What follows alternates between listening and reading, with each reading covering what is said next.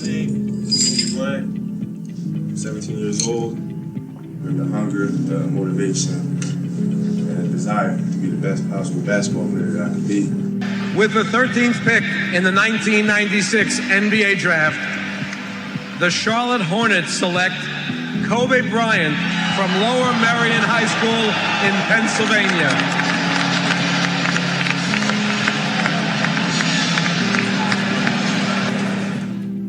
I had a purpose. I wanted to be one of the best basketball players to ever play. And anything else that was outside of that lane, I didn't have time for. I made that deal with myself at 13 years old. So everything I saw, whether it was TV shows, whether it was books I read, people I talked to, everything was done to try to learn how to become a better basketball player. Everything. And so when you have that point of view, then literally the world becomes your library to help you to become better at your craft.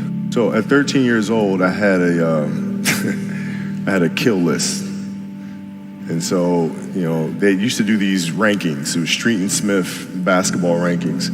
And I was nowhere to be found because I was like 6'4", scrawny, like 160 pounds soaking wet. So I was like 57 on the list. And so I would look at 56, 55, all the way up to number 1, who these players are, what club teams they played for.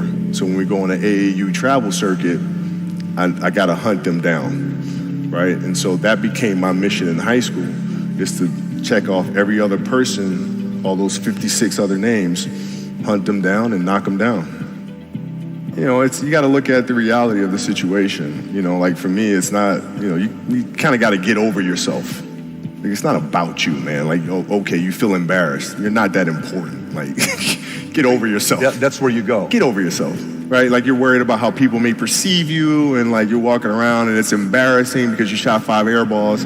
Get over yourself, right? And then after that, it's okay, well, why did those air balls happen? Got it. High school, year before, we played 35 games, max, right? Week in between, spaced out, plenty of time to rest. In the NBA, it's back to back to back to back to back to back to back. I didn't have the legs. So you look at the shot, every shot was online. Every shot was online, but every shot was short. Right? I got to get stronger. I got to train differently. The weight training program that I'm doing, I got to tailor it for an 82-game season so that when the playoffs come around, my legs are stronger and that ball gets there. So I look at it with rationale and say, okay, well, the reason why I shot air balls is because my legs aren't there. I go, well, next year they'll be there. That was it. Done. So many guys tell stories about your work ethic. Yeah. What was really your work ethic like, and for how long did you stay disciplined? Well, I mean, every day. Since 20 years. It was an everyday process and trying to figure out strengths and weaknesses. For example, jumping ability. Man, my vertical was a 40, it wasn't a 46 or a 45. My hands are big, but they're not massive. Right? So you got to figure out ways to strengthen them so your hands are strong enough to be able to palm a ball and do the things that you need to do. Quickness, I was quick, but not insanely quick. I was fast, but not ridiculously fast. Right? So I had to rely on skill a lot more. I had to rely on angles a lot more. I had to study the game a lot more. And but I enjoyed it though. So like from the time I can remember when I started watching the game, I studied the game and it just never changed. Technical question here. Let's see how you can answer this. Who would Shaq be if he had your work ethic? He'd be the greatest of all time. If Shaq had your work ethic, he'd be the greatest of all time. Greatest of all time by a mile. Sure. He'd be the first to tell you that, for sure. This guy was a force like I have never seen. It was crazy. A guy at that size, generally guys at that size are a little timid and they don't want to be tall. They don't want to be big. Man, this dude he did not care. He was mean. He was nasty. He was competitive. He was vindictive. He was, I wish he was in a gym. I would have had fucking 12 rings. What is the conversational life like with your wife and kids to say, listen, this is what I'm doing? How did that conversation go? Well, with the kids, it's different. So like the communication with our children is that Pops is working hard. this is the level of attention to detail you need to have in everything you do. So it's setting the example. Same thing with my wife. My wife's a stay-at-home wife. It's the hardest job, man. Right? So she works really hard at that. I mean, it's, and so her attention to detail with that as well are examples for our children. And then for my wife, it's, she's as competitive as I am. She's just like, listen, man, if you're going to be out here training 8 hours a day, if you're going to spend 9 months out of the year away from your family, you better fucking win the championship. But it's a balancing act. And that's the thing that's important, is understanding that we have to have so much energy. Because for like Natalia and Gianna when they were babies, especially Natalia because they're doing prime years, and I go to practice and I'd train and I'd play the game and I'd come home and I'd be sore and I'd be tired. And she wants to go swimming, she wants me to take her to the park, she wants to just jump on my back or whatever the case may be. You can't say, I'm too tired, I'm going to lay down. That's not fair. She don't know what the hell's going on, right? And if this was a game, you'd suck it up and play. I've played games with the flu. I played games with 102-degree fever, man. Powerful. You can't do that. That is so powerful. Right? You got to be on, man. Is there a story where it's like, no one knows about, where you went and played a game and it was so insane for whatever reasons? No sleep. You played a game with zero sleep. Zero sleep.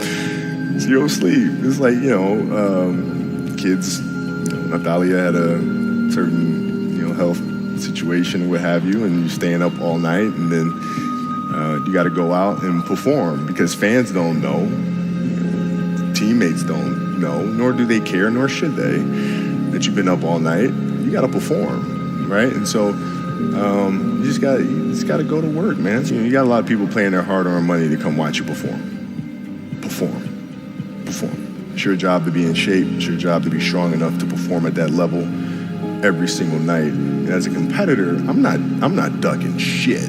Like, it's not, oh my God, my back hurts, I'm sore, we got to play Vince Carter and Toronto Raptors tonight. We actually had this happen. We had a game against Toronto in 2000, and Vince was tearing the league up. My back was jacked.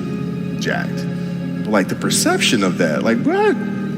Kobe's missing the game against Toronto and Vince Carter because my back was really spasming.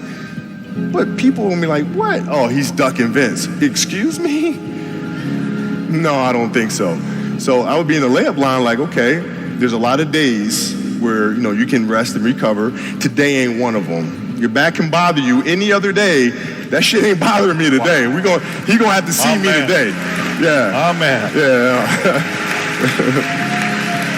You're playing against the Golden State Warriors. Score is 107-109. You guys are close to getting into the playoffs.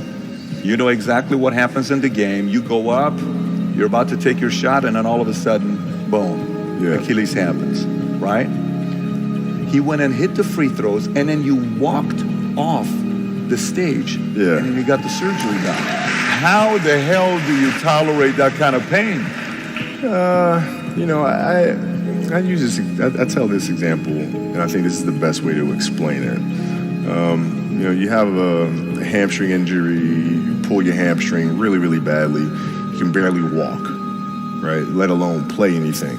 Soccer, basketball, volleyball, whatever it is. Can't do anything. Doctor tells you go home, sit up on the couch, rest your hammy, right? Stay off of it, don't get up, no sudden movements. You're at home, all of a sudden a fire breaks out in the home, right? Your kids are upstairs, wife is wherever she may be, shit's going down, right? I'm willing to bet that you're gonna forget about your hamstring, you're gonna sprint upstairs, you're gonna grab your kids, make sure your wife's good, you're getting out of that house, right? Hamstring be damned. You're not gonna feel your hamstring, right? And the reason is because the lives of your family are more important than the injury of your hamstring. And so when the game is more important than the injury itself, you don't feel that damn injury. Not at that time. If I went in the trainer's room, my kids are in there, and they're looking at you and stuff, and I'm looking at them, and I'm like, it's all right. Dad's gonna be all right. It'll be fine. It'll be all right. It'll be all right. It'll be all right.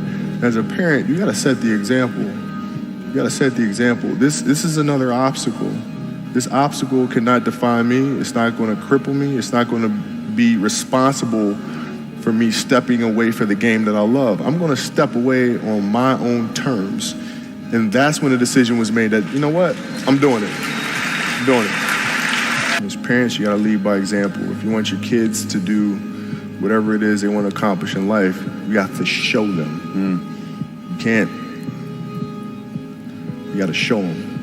And that's what I tried to do.